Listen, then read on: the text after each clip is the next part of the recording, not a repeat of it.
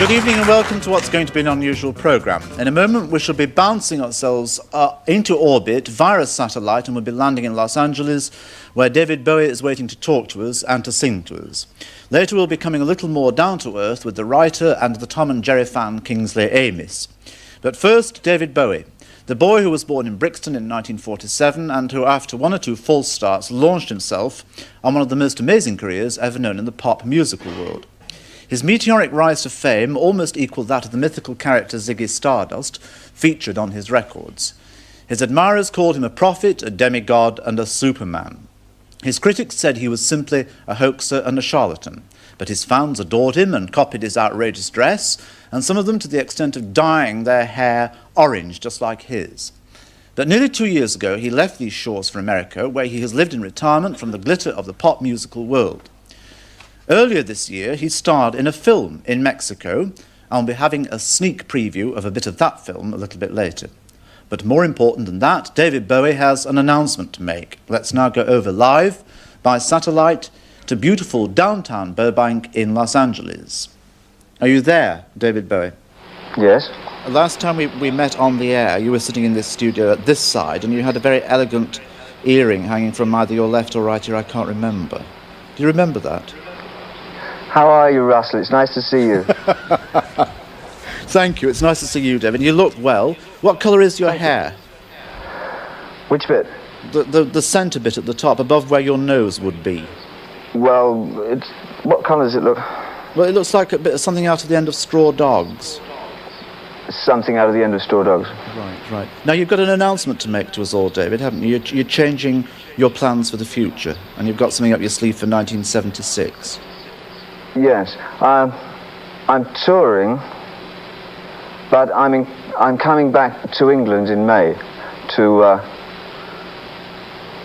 play shows and look at you and look at England. Well, you know, and be there, be English. Again. Well, as always, but English in England. You know, you haven't, your accent, your voice, your method of speech has not changed. You've been away for 2 years. Yeah. Does that mean you've been locked away somewhere? Yes, I don't talk to anybody. But do people talk to you? I've heard it rumoured, yes. Now, when you come back to England to sing... Well, I've always had this thing in my ear, so it's been difficult to hear them. But people could shout into your other ear, couldn't they? Yes. Right. Now, when you come back to England, you're not presumably coming back with the glamoury, glittery Ziggy Stardust thing, are you? Uh-huh. Are you coming back as that? I don't know yet. I haven't even worked on it. So I think it'll probably... It'll be a lot more spontaneous. What? You haven't planned your wardrobe, you haven't planned a figure, you haven't planned an image, whatever that may mean. I think the image I may adopt may well be me. I'm sort of inventing me at the moment. You mean reinventing yourself? Yes, self-invented. From the waist upwards? Yes, jolly uncomfortable. Is it? Now then, but you really have no simple idea about what you're going to wear? I mean, are you going to wear a little suit, a straight suit, or are you going to be I know what songs I'm going to sing, which is the most important thing. Are they new? But nothing else, no. Are they new songs? And I know the kind of musicians I'm bringing back. And I know sort of approximately how long I'm going to sort of play for on stage, but that's the important thing. Right, what's brought you back? Are you short of money, or are you short of the feeding off live audience bit? I'm short of England, more than anything else. In what way? I mean, you do know that the England you left 2 years ago is not the England you're going to come back to. Yeah, well, this Thursday is nothing like last Thursday, but it's just as important. I'd miss it if it wasn't after Wednesday. Right. Do you know that the pop scene, though, at this end, the pop world has changed somewhat since you left? No. Have you heard of the Bay City Rollers? Yes. Well, you know that they're appealing to a kind of large, mass hysterical audience of young people who wave a lot of stuff around. Now, I wonder what kind of audience you're going to come back to face. I don't know. What do you think? I don't know. I'm thinking in a kind of way. You may have to create a whole new scene for yourself. No.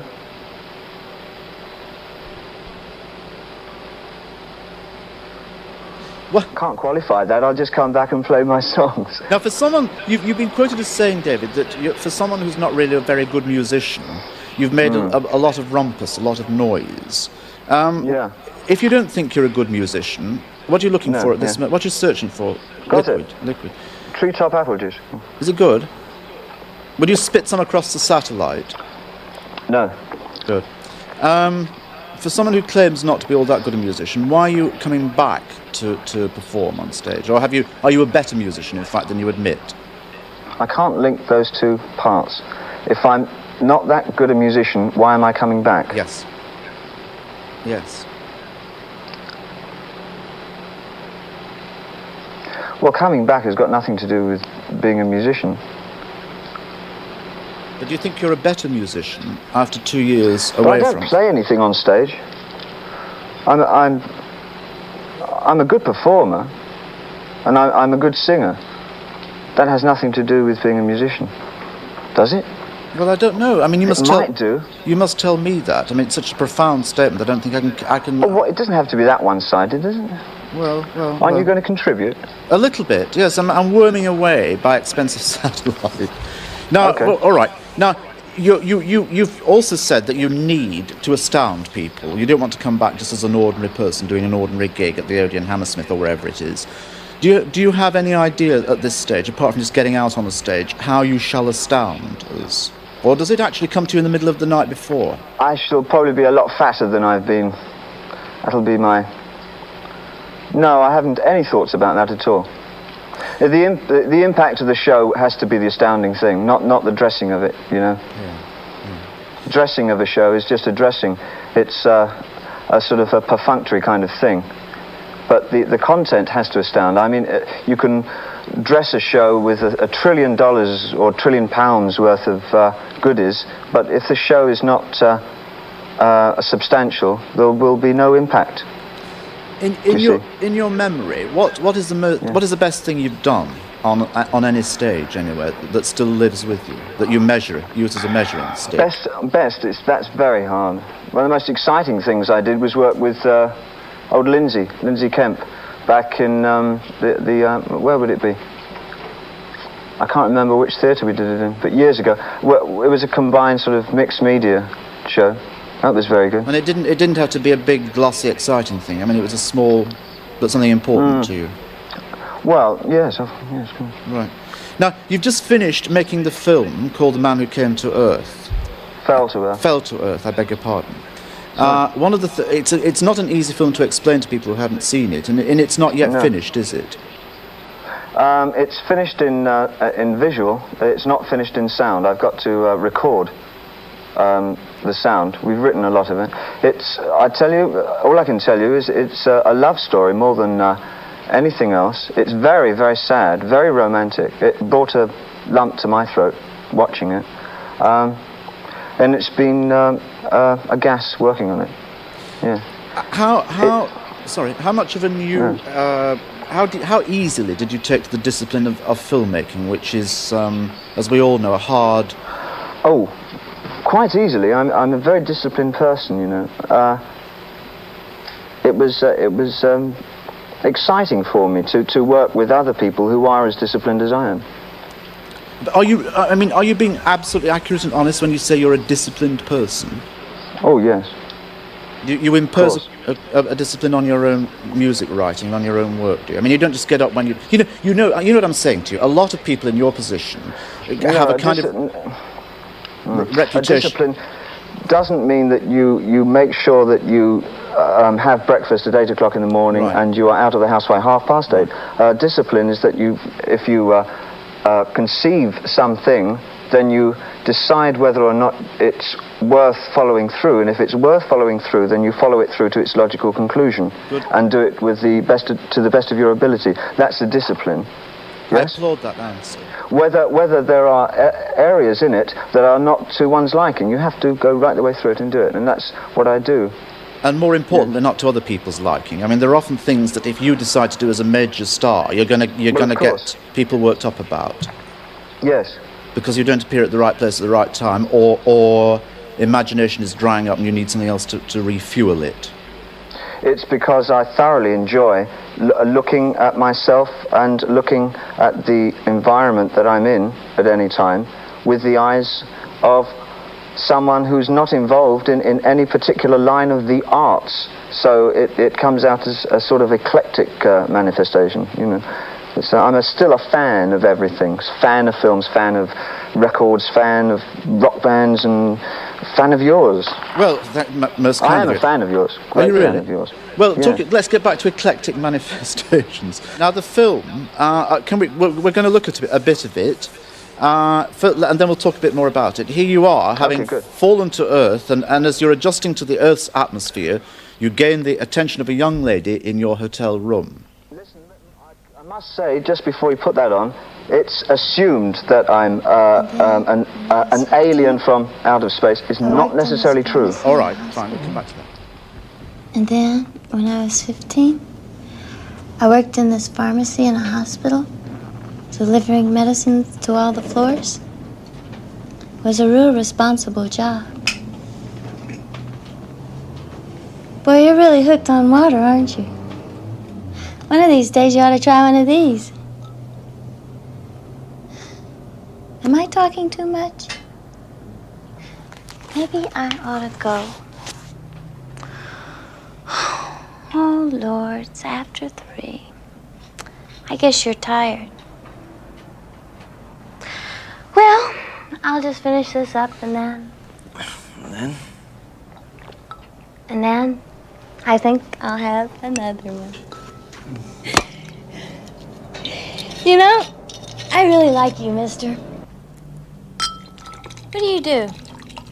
For a living, I mean. Oh, just visiting. Oh, a traveler. Could you help me out, please? Sure. Oh.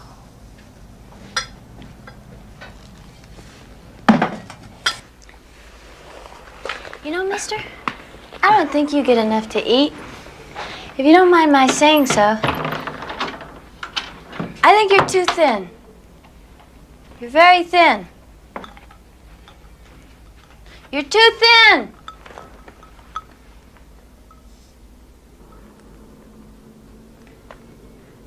Do you come from a city? No, I come from the country. Ah, I wish I lived in the country. You know, this is a very unhealthy place. Water here's all polluted. They put all kinds of chemicals in it to keep people from getting sick. It's a very unhealthy place. I think it just takes getting used to, that's all. It sure does. Anyway, I wonder if you'd mind, Mary Lou, if I rested now. Lord, no. I was just leaving anyway.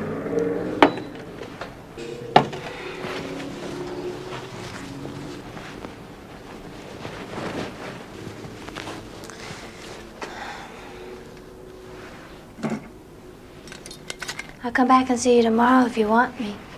I'd like to see you tomorrow. Perhaps you could arrange to bring me a television. TV? Nothing easier. Well, I'll be seeing you then, Mr. Sussex. Sussex. I don't know why, but I'll never be able to remember that name. Good night. Good night. Thank you, Mary Lou. Thank you. You're welcome.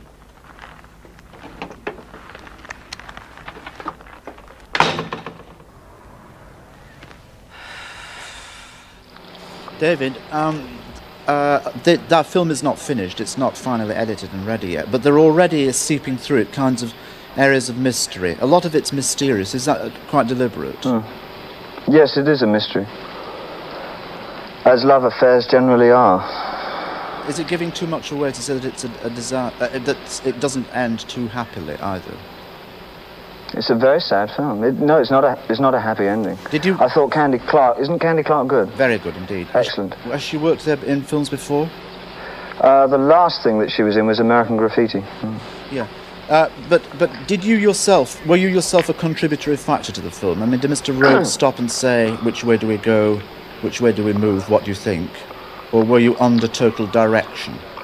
No, under total direction, my contributing factor was my acting and persona in general. I've got the greatest respect for Mr. Rogue and his work. I would not have done the film otherwise.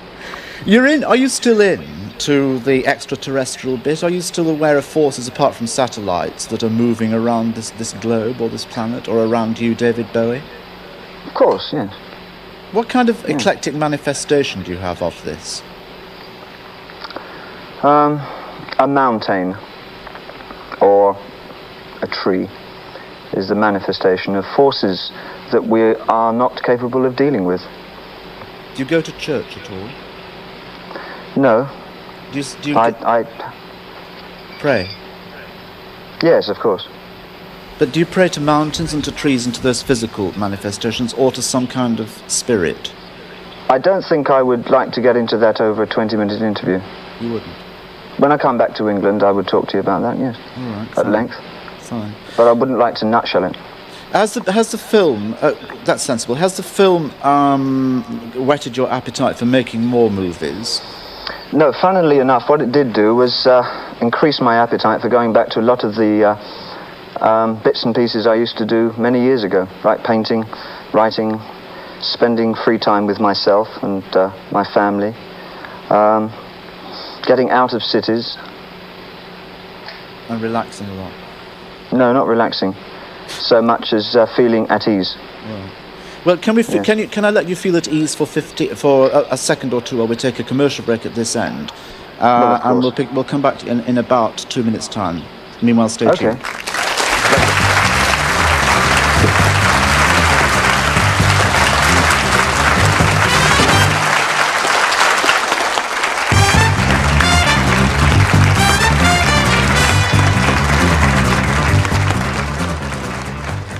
Welcome back, David Bowie, sitting on some strange beachside back of you in Burbank, Los Angeles. We were talking about films and filmmaking. One of the people I presume you would have liked to have worked with would have been Piero Pasolini.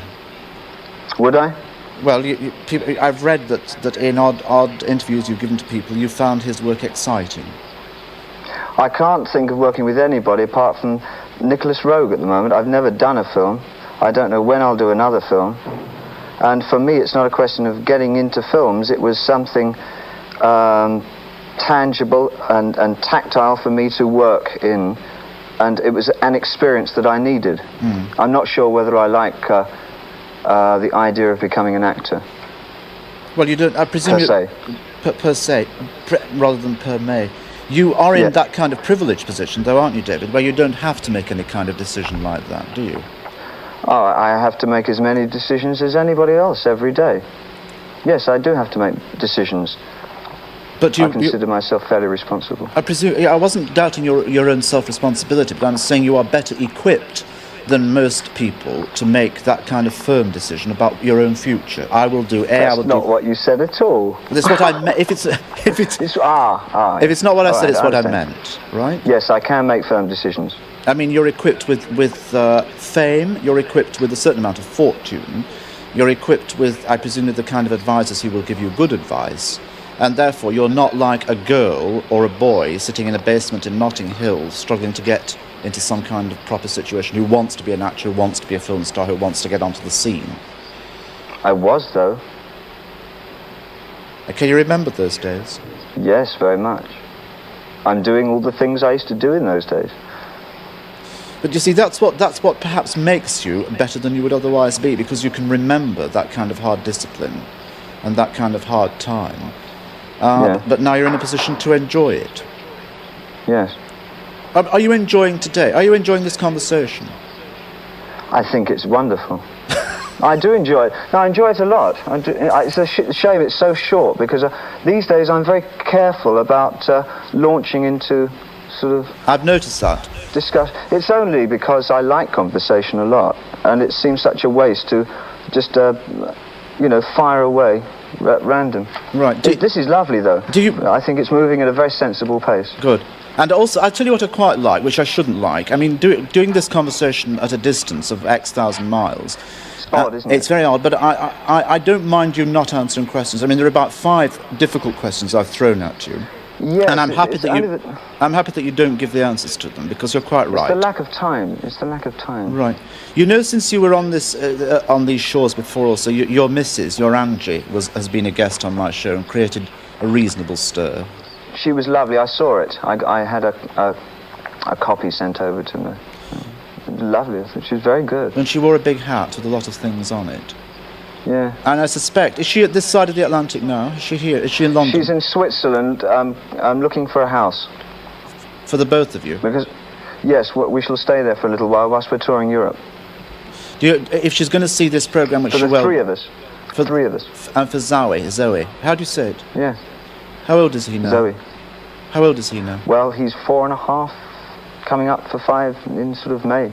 And does he go to play school or whatever it is? Yes. Yes. Is he bright? University. Yes, he's...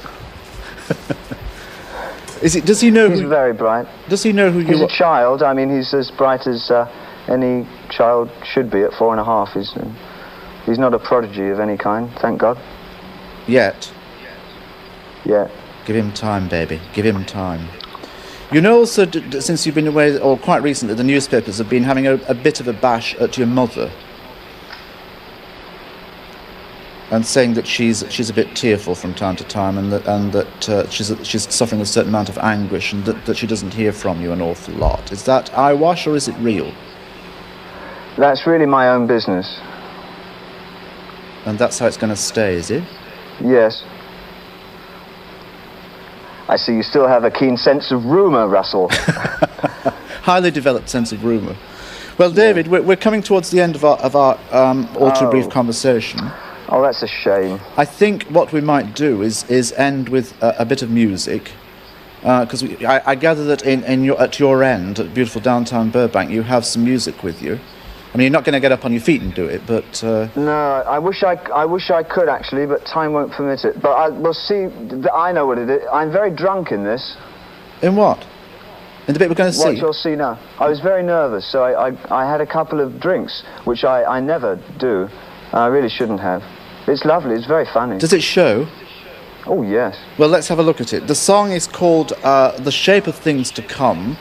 And David Bowie... No, of course it isn't. We're having a preview of The Shape of Things to Come. The song is called Golden Tears. Mr. David Bowie, we'll come back to you after we've seen the song. You did get it wrong. I did get years.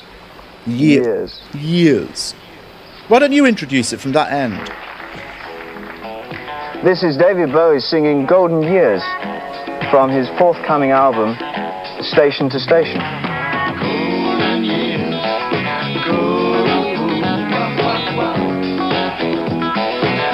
golden years,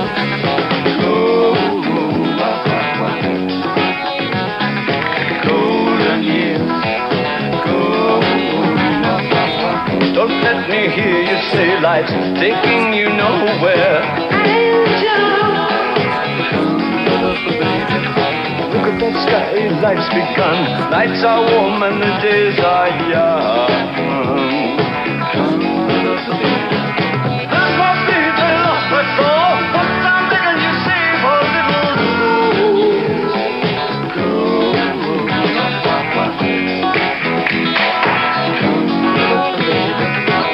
Last night they loved you, opening doors and pulling some strings.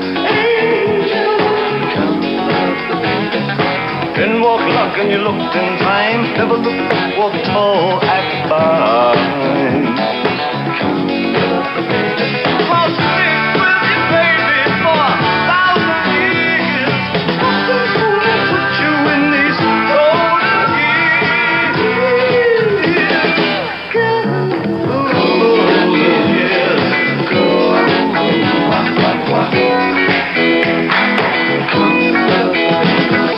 Some of these days and it won't be long. Gonna drive back down where you once belonged, in the back of a green car 20, but don't cry, my sweet, don't break my heart. Doing all right, you've got to get smart. Wish upon day upon day. I believe, oh Lord, I believe all the way. Run for the shadows, run for the shadows in these golden years. There's my baby, lost her soul. One time begging you, save her little golden years.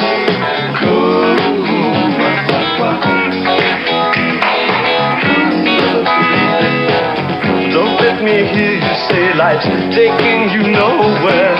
Angel, come with the baby. Run for the shadows, run for the shadows, run for the shadows in these golden years. I'll stick with you, baby, for 1,000 years. Nothing's gonna put you in these golden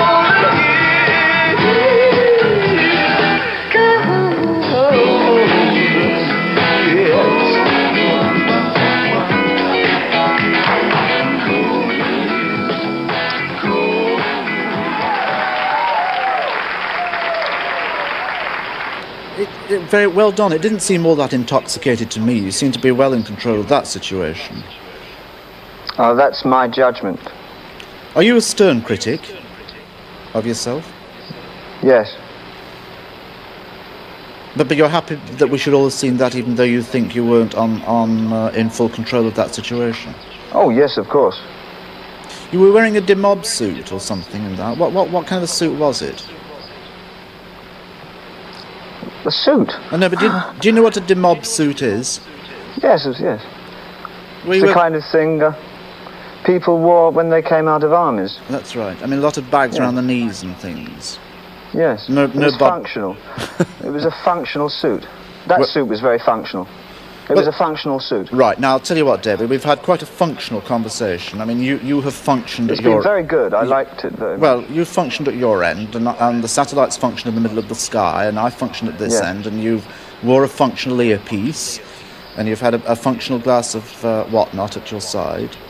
And I hope the functional English functionally enjoyed this. I'm functionally sure they Very functionally much. well will have done.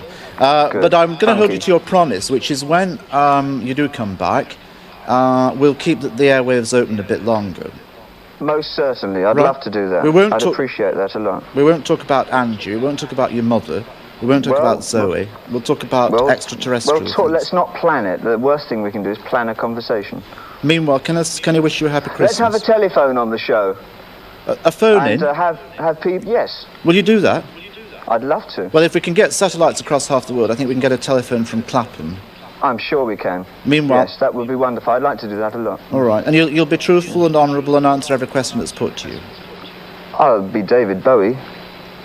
Which is a useful and functional end to this interview. God bless you. Happy Christmas and good night. Thank you. I love you very much, all of you. Ladies and gentlemen, David Bowie.